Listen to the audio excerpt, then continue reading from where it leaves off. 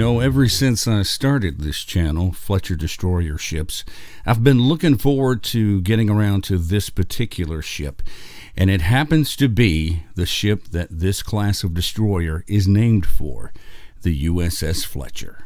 The USS Fletcher, DD 445, was named for Admiral Frank Friday Fletcher. He was born in 1855. He served in the United States Navy in the late 19th and early 20th centuries.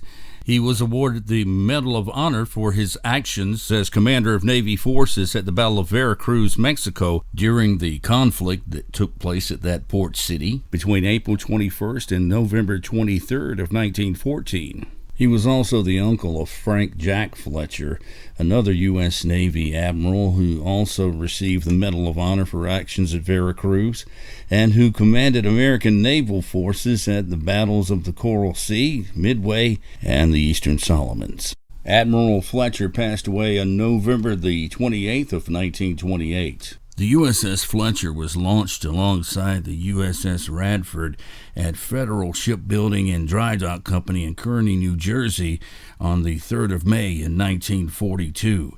She would enter the war under the command of Commander William M. Cole and his executive officer, Lieutenant Commander Joseph C. Wiley. Now, of the World War II action, there were two major engagements that I would like to talk about, the first of which took place on November the 13th of 1942. As part of Rear Admiral Daniel J. Callahan's force, the USS Fletcher engaged a superior Japanese fleet off of Savo Island. This was one of the first major surface ship engagements by the U.S. Navy since the Spanish-American War. A contributing factor was the first combat application of what became to be known as the CIC, or the Combat Information Center, a joint innovation between Captain Cole and Executive Officer Wiley, whose battle station was the PPI, or the SG radar scope, in the chart house. From there, he could speak to the captain a few feet away on the bridge, keeping him continuously advised of tactical situations, selecting targets, and directing gun and torpedo control. Quote, the effectiveness of the Fletcher's engagement was due principally to his intelligent analysis and cool judgment, wrote Captain Cole of his executive officer. Both Commander Cole and Lieutenant Commander Wiley would go on to become Rear Admirals. We had the best skipper and exec in the Navy, remembers then Ensign Fred Grezard. Captain Cole was a wonderful person, beloved by the entire crew, who had a marvelous relationship with XO Wiley. They were two of the best officers I've ever met. The following information on the action off of Savo Island near Guadalcanal on November the 12th and 13th of 1942 comes from the action report that was written by XO Wiley. I will also be including a couple of map sketches that were included in Wiley's report. The action began on November the 12th with action from the air. The Fletcher was operating in a screen protecting transports and cargo vessels during unloading operations at Guadalcanal. At about 14:08 in the afternoon, a Japanese aircraft torpedo attack commenced. This vessel was stationed on the starboard quarter of the formation with respect to the northerly base course. A total of about 21 Japanese torpedo planes, a group of 10, approached from the starboard quarter of the formation from bearing at about 120 degrees. This group was taken under fire at 14:12 by the 5-inch 38 caliber battery. One plane was shot down before the other ships opened fire. Fletcher's high 40mm and Sterett and Munson's 5-inch guns opened fire, and two more planes fell. One quite definitely was hit in the nose by our own 40mm guns, and the second was believed to be hit with our 5-inch guns. The group split, 4 to the starboard side and 3 to the port. The first plane to pass up the starboard side was taken under fire by the number 3 and number 5 20mm and hit from the tail to nose. Now, with that being said, I do want to point out that this report is a testimony to the effectiveness of the 20-millimeter guns at the beginning of the war. Now, as the armor on the Japanese planes would improve towards the end of the war, that effectiveness would be decreased somewhat, but I will stop short of saying, as some others have said, that they weren't effective at all. Continuing with the report, this plane caught fire, dropped its torpedo, and was taken under fire by other ships as it reached the formation and crashed. The second plane, taken under fire by low 40-millimeter guns and all three starboard 20-millimeter guns, was shot down and burst into flames before releasing its torpedo. The third plane was fired on and hit, but passed on the far side of the Sterret, and it later crashed. It was undoubtedly downed by other ships. The fourth plane on the starboard side passed beyond the Sterret, not taken under fire by the Fletcher. Of the remaining three planes, the first crossed astern and was taken under fire by the number 2, 4, and 6 20-millimeter guns and our high 40-millimeter. It crashed in flames.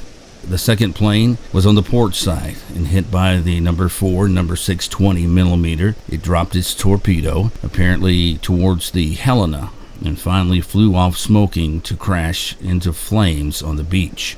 The third plane was shot down on Fletcher's port quarter, either by the Hovey or the Southard. The total planes shot down by Fletcher were 5, and the planes shot down as a group by the Fletcher and other ships was 3. In total, there were 24 ships taking part in this action under Task Force 67, including the famed USS Juno, which unfortunately later on would suffer a tragic fate. There would be a short break in action, but it wouldn't last for long, because during the early morning hours of unlucky Friday, November the 13th, 1942, two of the task groups engaged Japanese surface forces in the area around Savo Island. Task Group 67.4 entered the bay through Lingo Channel in a column at midnight. This vessel, the Fletcher, was the 13th and the last ship in the formation. The destroyer van consisted of Squadron 10 in the Cushing, the Laffey, the Sterret, and the O'Bannon. And when I say the Laffey, I'm not referring to the USS Laffey that is now at Patriots Point in South Carolina. I'm referring to the first Laffey, DD-459, which unfortunately was sunk on this very day.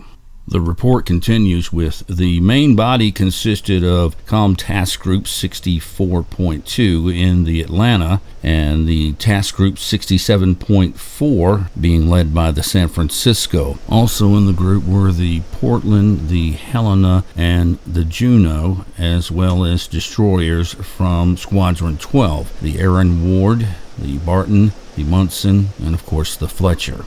At 0130, we made contact by radar with enemy forces in the area southwest of Savo Island. It's also important to note that at 0141, the USS Cushing, which unfortunately would go on to be sunk, actually made a visual contact at 0141, as I said. According to the report, it says our column turned to the north and the enemy was ahead of and to the port of our own forces. The radar screen showed disposition as in Sketch 1, which you'll see now. Our own course was north at a speed of 18 knots. Enemy forces were apparently in 3 groups, one of which had crossed ahead of our own column from port to starboard. The second was on the port bow of our column, and the third was on the port beam. A target in the third or southwesterly enemy group was selected at the radar. There were apparently 3 or 4 heavy ships in this group, and preceded by a destroyer screen. Approximately 20 enemy ships were visible on the radar screen at this time. At 0149, an enemy ship on our port bow illuminated our cruisers by searchlight, and all of our vessels opened fire. The opening range of this ship was at about 5,500 yards. The Fletcher's target turned out to be the ship which had illuminated our cruisers, and since it was under fire from other vessels, The fire was shifted to a cruiser astern of her. This vessel had 3 stacks and 2 high masts and was possibly of the Tenru or the Notori class. She burst into flames in many pieces. 1 Japanese destroyer in her vicinity blew up, and 1 or 2 more were on fire. At 0153, we received orders by voice radio from OTC to cease fire. We complied with this order and selected a new target, a cruiser astern of the original target. We opened fire on this 3rd target at 0155. By this time, the Tenru-type cruiser was seen by several observers to suffer several minor explosions and sink. At 0156, the USS Barton DD-599, a Benson-class destroyer, exploded and simply disappeared in fragments. The USS Monson, low in the water, had by this time dropped aft on Fletcher's starboard beam, and the Aaron Ward pulled out on the port bow. At the same time, while being illuminated by Barton's flames, 1 torpedo was seen to broach and porpoise at about 50 yards ahead. 2 were seen to pass under the ship from the starboard to the port side, and 1 passed astern, making a surface run. Medium caliber shells were splashing on both sides of us. The situation at this time became very confused. Our column had disintegrated. The cruisers appeared to have turned left on a course of 270 and were engaging heavy units ahead. The Juno was crossing our line of fire and necessitated shifting to a target further aft. Fire from both sides was still heavy and sustained.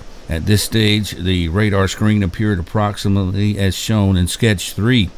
Apparently, the northerly group of the enemy had turned south down our starboard side and fired torpedoes at the starboard side of the rear of our column. 1 of the destroyers was observed to have a marking on its stack of a white stripe over a red stripe.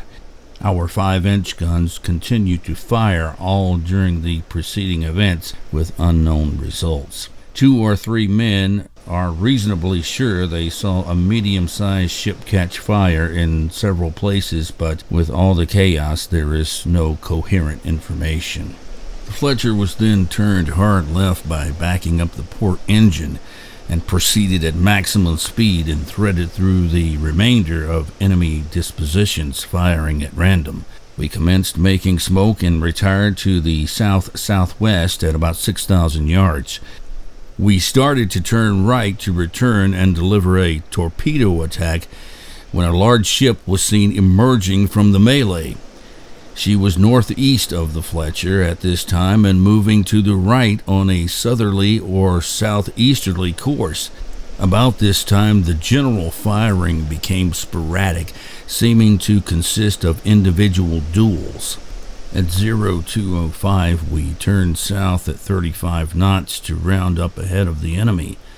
The gun director matched the radar. We found the target and commenced to track the vessel. The enemy was then northeast on a south or southeasterly course at a speed of around 20 knots.